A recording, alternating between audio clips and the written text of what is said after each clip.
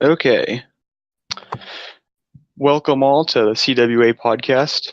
I'm your host, Drake, and this week we have our guest, Divesh. Unfortunately, my other two co-hosts have been quite busy with school and other things recently, so it's just been me and Divesh today. So, Divesh, how are you doing? I'm great, man. How are you? I'm doing pretty okay. Like, it's not a bad time to be alive, but Yeah, for I sure. wanted to start by asking you, how'd you get into CR? Like, was it Oh, Clash of Clans or what led you to playing the game? well, to be honest, it's a funny story. I had two friends at school who were really into Royale at the time, and they kept bugging me for months. So eventually, when I got a smartphone, I tried it out. I enjoyed it, but by the time I actually got invested into the game, they basically quit. So it was just Oh, me playing by that myself and finding online friends. that reminds me exactly of my story. I got a smartphone like 2 years ago. Like I Yeah. loved playing the game before, and like I dabbled a little bit. Like played on my friend's phone. Just like that was back when like you got the 4300, you were cool. Oh, those were the days. But Yeah. anyways, what I wanted to really get into you about was the meat and potatoes today. Was the uh, balance changes and the update news for like trade tokens and such. Okay. What first wanted to bring to you about was trade tokens. How do you feel about such things? I'm To be particularly a honest, fan. yeah, to be honest, trade tokens are really awesome. I love the idea that you can just stack up at least five for each rarity and then trade them in for cards with your friends because it gives players more autonomy in the game. Because as you would see, legendary cards and epics in particular are those which are the hardest to come by. So with that in mind, any player out there who's trying to upgrade a specific deck for ladder will definitely benefit from this update. So I'm definitely a huge fan of this as well myself. Okay, it's good to see like where Supercell is heading from my standpoint. Is like I consider myself to be a good player. However, I really doubt I am like a good player compared to like everybody else. But like where I'm at right now, just like oh here's these level 4 legendaries. Oh here's these level 8 epics. Just like oh here's these things I can't compete with since I didn't start earlier in the game cycle. Like I Yeah, started like almost like roughly about 2 years ago. Like not since the beginning. So like just enough time to like actually start getting card levels up there, but not enough so where I can try to be pushing the top of ladder. I hear you, man. I hear you. I also started like about 6 months after the game came into existence, so I wasn't there from the very get go as well. And with Yeah. regards to levels on ladder, I totally feel you with being under level because recently I've been pushing high end ladder. Well, not really that high end, but high end for me. I pushed Yeah. to Challenger 3 last season for the very first time after, being dormant on ladder for months. I was trying to find a good deck and level it up. Found a nice giant deck that I made myself. It included the Witch before a nerf, and it did well. I got the 4,622 trophies with a level 5 Witch in there. And then this last season that went by, I managed to scrape by and get straight to Master 1 at the very last Ooh. second there with my level Yeah. 6 Witch. So, on the level, it sucks, but you can definitely make some magic happen if you have the right skills for it. Yeah, yeah, I gotcha. Just like I got in the Siege a while back, a long time ago. Now I've just been sticking with it ever since. It's still free to play friendly, but beyond that, people hate Siege for some reason. I don't know why. But what I wanted to talk about is what other steps could Supercell start taking to help free to play? Like we already see it happening with trade tokens and like the increase of gold in cards and how they switch that around. What else do you feel could help improve the game? Well, there's one thing that I thought of recently, and a lot of players would not necessarily agree with me because they'll misinterpret what I'm trying to say here. But recently, with the implementation of emotes, even though emotes are just a cosmetic thing, I felt kind of, bad that emotes were only available for those with the cash to purchase them. I understand that Supercell is a company that requires funding to continue their ventures, but at the same time, introducing something into a game like this where so many different things have been acquirable by anyone at least with some degree of effort, is just it's just really annoying for me to think of because while we do have these vanilla emotes from the get go, these exclusive emotes that you have to pay cash for kind of suck when you're free to play and you can't spend any cash at all. I mean, people will argue that you could just spend like, I don't know, $3 and you get it, but not everyone has access to credit, Hmm. so to say. Like, not everyone will have family that will give them the credit. They won't necessarily have a store that's nearby to purchase said credit, or they won't even have a credit card to buy the credit online themselves. So it's not as Hmm. simple as just having the cash. It's about having the means to get it. So I covered a guide, well, not really a guide, but like a detailed suggestion of how Supercell could implement emotes in the game for free to play players to get access to. It goes in depth, and if you just look past me saying in the title emotes for all, you get the idea how you can have these different ways where players can actually earn them rather than just be handed the emotes for free. So that's one Yeah. thing I could be done. Okay. For emotes, where I stand is what I would like. I'm all for emotes being paid with only cash. I'm all for that. As what I would think would happen with emotes is like something like Fortnite. It's a revolution. They're making their money off of skins. And because they're making the money off of skins, they can say, hey, we don't have to offer these overpowered things or these other options. You can just buy this and this is how we make our money. So if Supercell were to implement something like that, what would end up happening, excuse me, is they would become more free to play friendly. However, they'd still have the income that they need to be a business and keep going places, which is what I like. However, I also see your point of it being a means of credit, and people don't have like I know a lot of like good players who are like 12 years old. They don't have a ways to actually like go and get these things, but they're like really good. You have all these like really good like people who can't afford emotes or want to buy emotes, but they just can't. Yeah, So, like, I don't know if there's a particular solution. Like, maybe if you end up at a certain point at ladder, like every certain amount of trophies, you get new exclusive emotes or uh, one new exclusive emote. That might be an uh, option. I don't know. maybe. Well, to be fair, in some of the suggestions that I had relating to the emotes, I went on to say some things like you could have challenges around the emotes. You could have various chests as well, but they won't be included in your regular chest cycle. They'd be sort of exclusive chests. So, let's say the end of season draft chest, you'd have something resembling that, but you'd only be able to obtain them through either special offers in the shop, which you can purchase for either gems or maybe a large amount of coins, like maybe at least 10K coins. And well, one of the tiers of the chest would just give you a random emote. The top tier chest would give you a whole bundle basically to choose from. Well, not really choose from, but at least a random bundle like the Hog Rider emotes, the Royal Hog emotes, and stuff like that.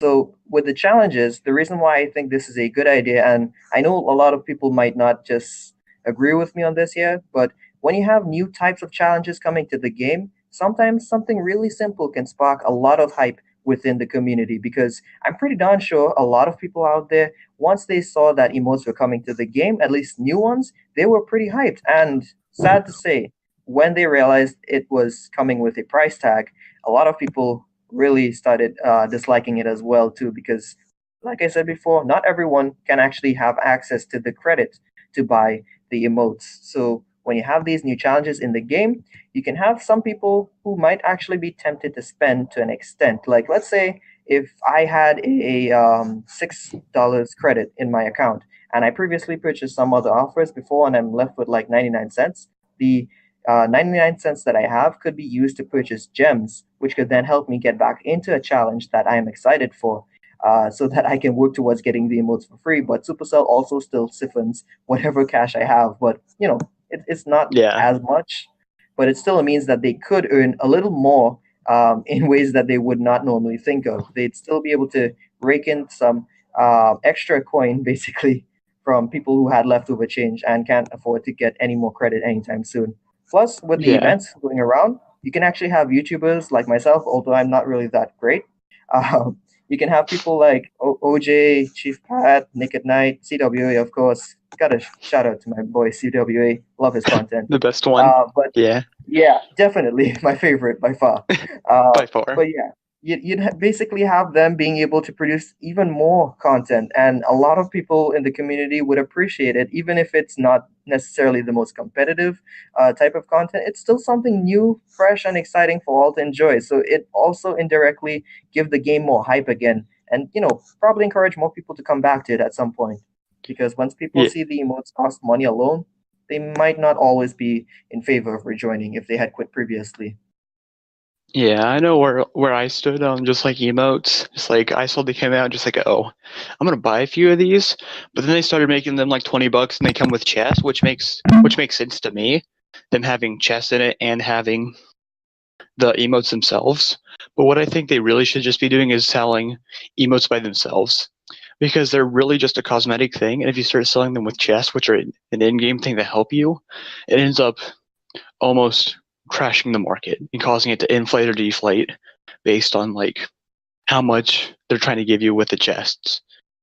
But another thing that could be done is just like special chests and challenges, like an emote chest or something like that could, or not challenges, for quests. That's the name. Yeah, Yeah, like that's some of the stuff I actually touched on. I covered quests, I covered challenges, chests, even including drop rates for some of the emotes. Like at a certain point in time, if you were a player who was probably Arena 7, 10, maybe 12, depending on what Supercell thought was appropriate, you'd have all of the chests in game having a slight percentage chance to drop these emotes for you for free. Obviously, they'd be very slim chances, even slimmer than legendaries, but I think a lot of people would have appreciated something like that as well. If there's a small chance that you could get it for free, and it even make more chest opening videos exciting again. Because everyone expects legendaries every now and then, especially like when you're opening a super magical chest or something like that. But if you get to unlock an emote for free randomly like that, it'd be pretty surprising. It'd be a new thing that people can look forward to overall in the game. mhm. Yeah, I understand you there. So, what other kinds of approaches could they take? Like they've been working on the inflation with the gold. They've been adding more cards, less commons. They've kind of added a little bit more rares, more epics. Legendaries have stayed the same, but that's going to change with the trade tokens. Are there any other things like they could do more gym rush, for example? Was something I'd be a fan of. It would make me push ladder Definitely. more. Yeah, Definitely. like I agree Gem Rush and stuff should come around a little more often, but where the special game modes on ladder are concerned, there's a huge problem with this, and that is trophy dropping. I hmm seriously dislike the idea of people from 5,000, 6,000, or whatever the case is, just dropping hundreds of trophies just to get easy wins. And then that in itself makes ladder actually harder, which would discourage people further from pushing at all, especially when it's end of season, which is supposed to be the times where it's easier to push. Because I was counting on end of season to push the Master 1, and it was hmm absolute hell still. Even though it was the last few hours, people were still dropping and stuff for Gold Rush, which really annoyed my soul, to be honest, in there. So maybe if they could have a sort of um, I don't know, a separate game mode where you can push in some other rank to get these rewards. Like you'd start like a off fresh, casual maybe. ladder. Yeah, a casual ladder, basically, something that you don't have to feel pressured on. Because when people drop their trophies, they'll be overwhelming you with their max cards, and well, you know how that is really, Yeah, especially if the I person's do. skilled already. Yeah, it can be a real hell for people out hmm there. So I think Supercell should Yeah, just adjust how they handle gold and gem rush. Also, having it a bit more often would be nice as well. That's what I think there. yeah. As for me, like I understand like the higher levels and everything. Like I was trying to go for Master 3 last season. Oh, that was not a fun time. Let's just put it that way. Like I got to 5.3 and then I hit the wall. Like you know how you just like Damn. you'll get to a certain point, you just hit the wall. There's no more. Yeah, That's yeah, it. I know. Yeah, and that's just how it was for me. Like I'll start doing really well, start seeing like I'm doing really well, gonna almost get there, then just hit that wall. It's just like, oh, I'm barely out of the levels, or I'm barely out of the skill needed. From what I heard, this last season was probably one of the hardest seasons to push in because a lot of people, whether they're casual or seemingly decent or pro players, I heard a lot of hmm people complaining that this season in particular was just the bane of their existence with a lot of hard counter matches. And to be honest, this season really was tough for me as well because Mm-hmm. despite using two cards that got nerfed in this last update, I still felt like almost every match was a hard counter because I was using a giant hybrid deck, like I said, with my witch and stuff. But almost Mm-hmm. every match was P.E.K.K.A, Tornado, Executioner, Valkyrie, Mega Knight, Inferno Dragon, Lava Loon. Mm-hmm. Everything was basically out there to get me. I mean, I still Yeah. got around some of it because of my experience, but generally, the moment the match starts and I get into there, it's not going to be pretty. I'm already at a disadvantage Yeah. just because of the matchup. So maybe they Yeah. should start working on ways to randomize matchups a bit better because if you can just keep fighting all these hard counters constantly, people are always going to be dissatisfied with the game. Now I know it's not a simple 1-2 fix, but I'm pretty sure there's some reasonable fix out there. I was thinking at some point in time, rather than having level caps, which we might have heard speculations on Reddit, as you would have told me Mm-hmm. before we started this, Yeah. I thought something like having a formula which factors in your card levels rather than just limiting them could work. Like a long while back, I proposed in a post in a community that I run, Clash Royale Amino, for those of you who might know about it. I don't really think much people out there will, but for those of you who haven't tried it out yet, I recommend joining. But, anyways, like I was saying, the formula would just basically assign a value to each of the cards' rarity and their levels. So in some sense you'd have a balance where you'd have players with, let's say, 50 points cumulatively. I'm just calling out numbers here, matching up with someone with around 49, 51, 50. It averages out so that it's not completely unfair where you have players just fighting with max levels versus your really under level cards. It just sort of balances out the level disparities in a match. It might not fix the Mm-hmm. hard counters, but it's still a start, I think. What do you think of Yeah. that? I think it's a good enough idea that as it is, a little idea I've been tinkering with. Like I haven't done too much thought, but I've done a little bit. Little bit. It's like you assign each card a number between 1 and 5. So like win conditions are like a 4 or 5, support troops are 2 or 3, spells are like a 1 or a 2, and then you combine them all up and you try to go against similar ranked numbers.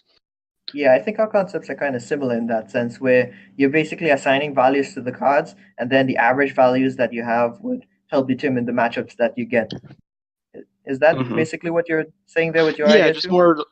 more just like if you're playing with like if you're playing like these giant hog, like other like you've seen them on ladder, right? You see like giant hog or like these like double win condition decks that try to like get you to push out a building or use your spells on one of them to they can punish with the other.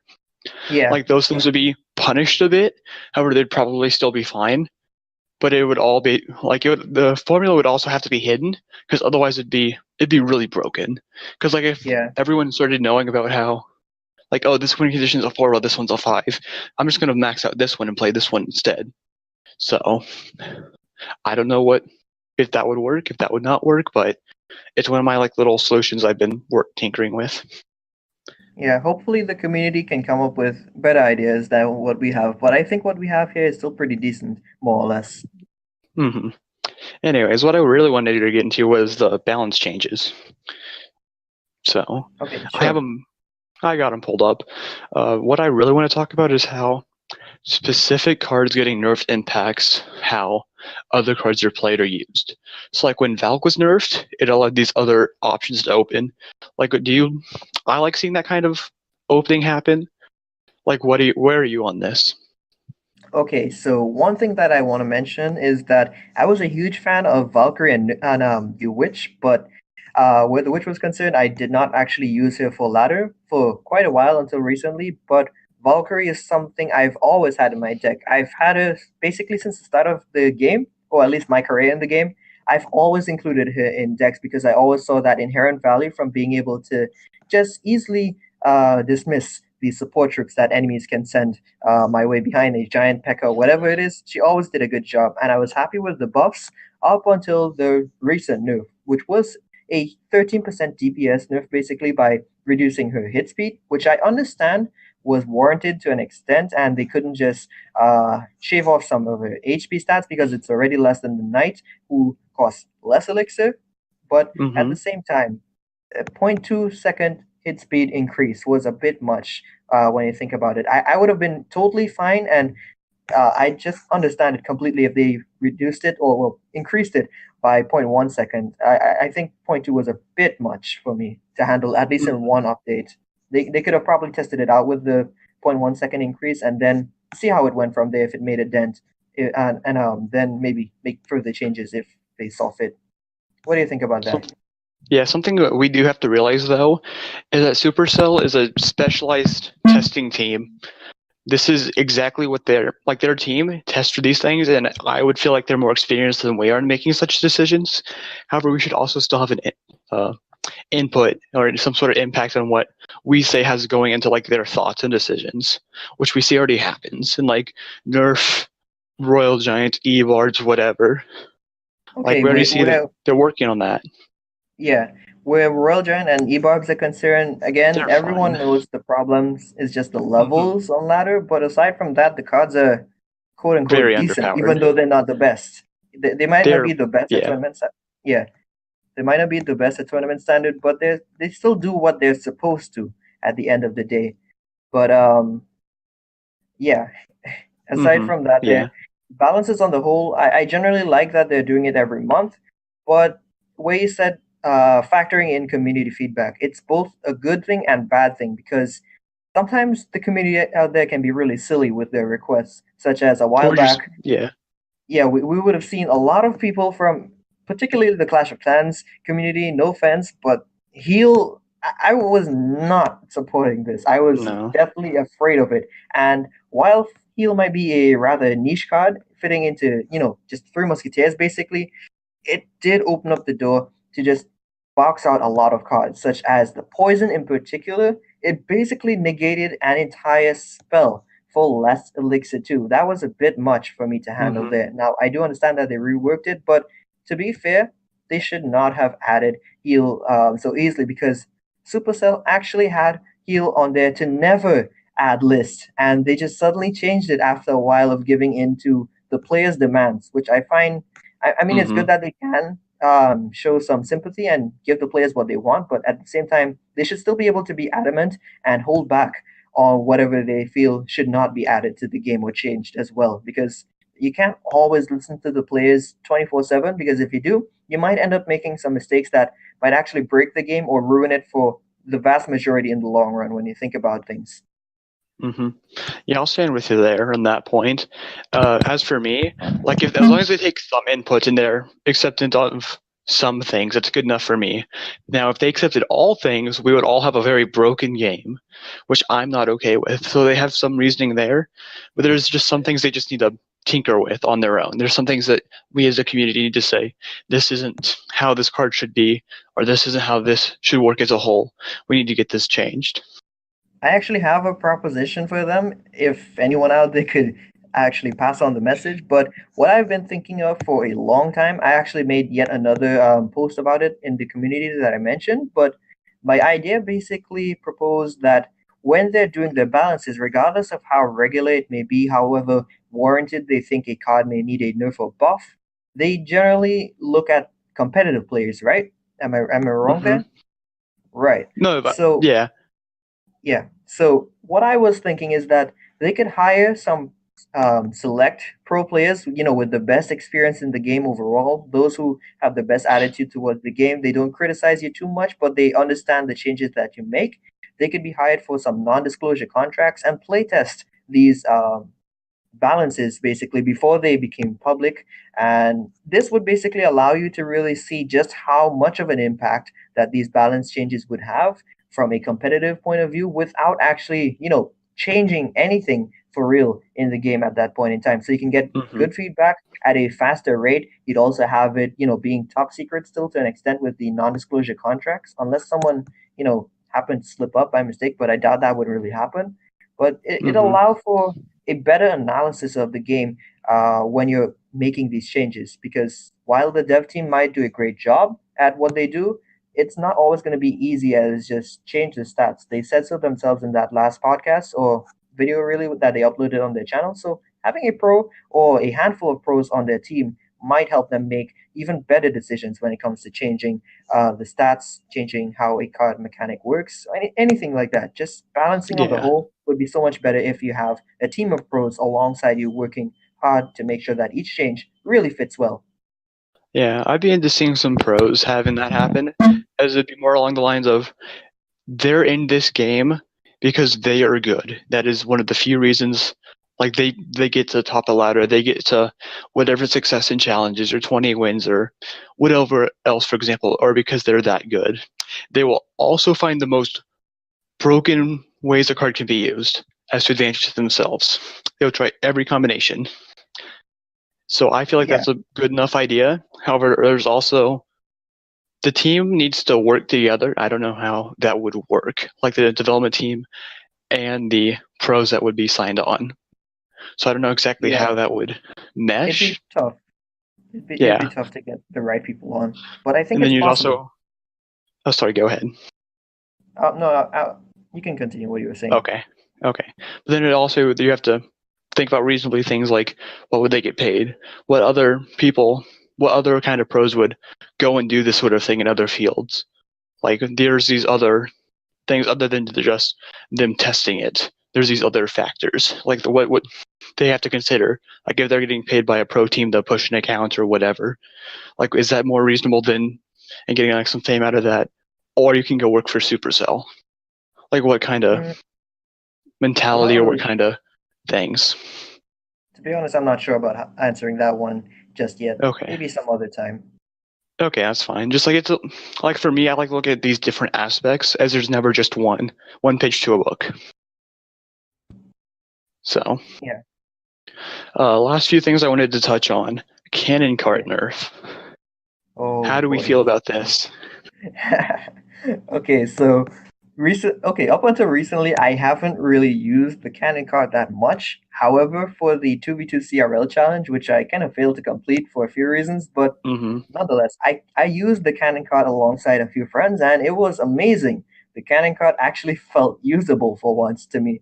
And it felt good, but at the same time it did feel a little bit too strong, but maybe the range was not the problem. What I was thinking really, instead of nerfing the range, because the range helps the card a lot, to be honest. You can't just have a basically two tile card. I mean, it's not two tiles, but I'm It's a just five, throwing I ideas. Yeah, believe. it's five, but I'm just saying reduction in range isn't necessarily what they needed to do, but maybe a lock speed change would have helped it a bit Mm. better. Like changing how fast it locks or switches between targets might have made a difference because it still have the same range, it still have the same value inherently, but at the same time, if it's not switching to targets as fast, it might be a little bit less viable, thus reducing the usage and win rates overall. So it's kind of the opposite of what they did with the baby dragon and I think Inferno Dragon at different points in time.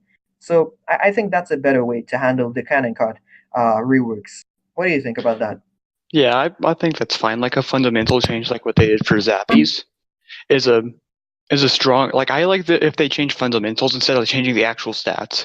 Because I used Cannon Cart back when it was first released. I loved playing with it. It was one of my favorite cards to use, to be honest. It was one of my like secret things that I could nobody know because of how trash it was. Just like, oh, I love playing with this terrible card. Like we all love playing with like some terrible card once in a while, playing making a troll deck, whatever. What I really like is when they actually start changing how each card works individually.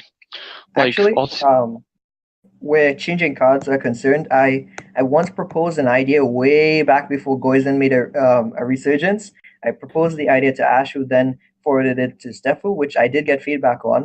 It was ooh, basically to rework the Prince, and at the time, the Prince was really sucky, to be honest. He was a good card, but competitively, ladder-wise, you just didn't see much of him. So I proposed the idea to have the Prince get a small rework, and this rework would basically consist of adjusting how his lance and dash would work. So, when you think of a lance, what do you think of really? What comes to mind when you think of it in action?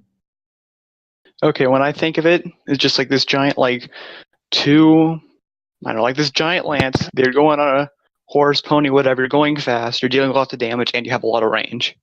That's what I think Right, of. right. Okay, so aside from the range, right? Because I mean, it is a long lance. It is a longer Jokes aside, range. yeah. yeah, aside from the jokes there, but um, when I thought of the lance and how the prince just runs and dashes towards his targets to jab them, I thought, think back to medieval times where you'd have these jousting events occurring, right? You don't just have a Mm-hmm. lance that just pokes someone. It's not a blunt object. It pierces them, right? So I'm not sure if you're following me at this point in time, but what I was thinking was to have the prince stab through troops. It'd be a small hitbox radius, of course, so that it doesn't splash too much, but it'd do a few things. One, it allowed the prince to be able to manage against swarm cards a bit better, particularly Skami and Goblin Gang, but it would not kill those cards at the same time, too. And it also allowed the prince a little more versatility because imagine your opponent plays a giant at the bridge to support their musketeer, and the musketeer happened to be exactly behind the giant's hitbox. So if the prince charged up enough and he dashed towards it, he'd be able to pierce through with that charged attack and hit the musketeer a little bit. Not every time he'll hit the musketeer, but only when he's charged up, so that it's not completely broken. It's still reasonable to an extent, and you can avoid that Mm-hmm. happening with proper spacing or reset of the charge, whatever you plan to do there. But I thought that was a great way to do this. And Stefu Mm-hmm. agreed, actually. Stefu loved the idea, but he said one thing that kind of sucked for me, to be honest. He said that right now we're focusing more on implementing new cards into the game rather than reworking the mechanics of already established cards. And I can understand that because new cards generally create more hype, they add more versatility to the game. But at some point in time, I do think that there would be enough cards in the game. You can't always implement new cards just because people ask for it. There's a limit to how creative you can be and how balance that these new cards can be in the game. So I think they should just take a look at how some of these old cards work and maybe consider doing a rework.